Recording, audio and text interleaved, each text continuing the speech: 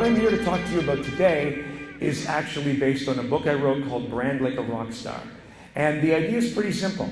Lessons from rock and roll to make your business rich and famous. What can we possibly learn from a bunch of recovering drug addicts, and some of them not recovering very well? How can they possibly teach us anything about business? But what I love to do is entertain and engage and inform and educate in a way that people don't even know it's happening. Great brands provide their customers with more than customer service. Great brands provide customer experience. Jimmy Buffett has had one hit song in his entire life. And this is that song. 208 words long about getting drunk.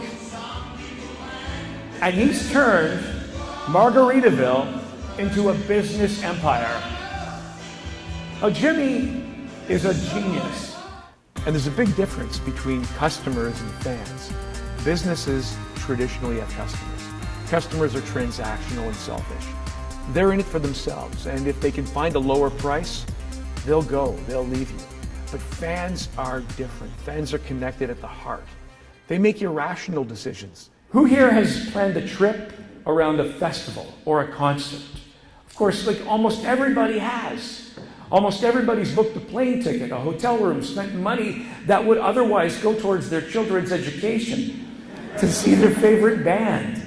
This phrase is incredibly important. The risk of insult is the price of clarity. In other words, for me to be clear about what my business represents, what it stands for, I have to accept that you might not like me. Unfortunately, almost every business wants everyone to like them. And as a result, we water down our products. Great businesses have to be brave enough to stand out and be noticed. For example, Taylor Swift. Taylor's an artist who builds her fan base one by one. She's one of the biggest stars on the planet, yet she treats her fans like individuals backstage, and when she meets them, she gives them everything she's got and builds one-on-one her customer base. A lot of people didn't like Kiss. I remember growing up, I'm 49, so I grew up in the late 70s. I remember Kiss and how much they scared me. And I remember who hated Kiss, like my parents, the priest, teachers, cops, anyone in a suit, people over 30, almost everyone hated Kiss. But the people who loved Kiss loved them so much that they became known as the Kiss Army. Think about AC/DC songs over the years. Go through, if you have time, go through their albums and their CDs and look at the song titles. There are no songs about the plight of starving children in the third world. There are no songs about how much it hurts when someone you love walks out on you. There are just songs about beautiful women, cold drinks, loud music, fast cars, and parties. AC/DC is singular in what they do. 40 years, pretty much the same song over and over again, the same chords over and over again, and it's absolute genius. You know, I come from the music industry, and I've, for 35 years, been part of the entertainment business.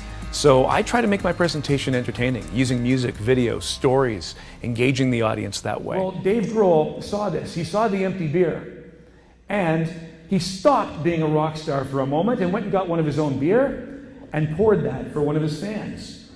That picture instantly went viral. People were talking about what a cool guy Dave Grohl is. And that's the answer to the question, how do you make your business remarkable?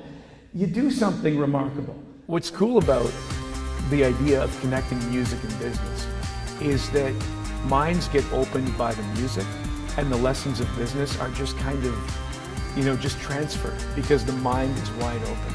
And these are things people love. These songs are universal, the bands, everybody knows them, everybody sang along to them.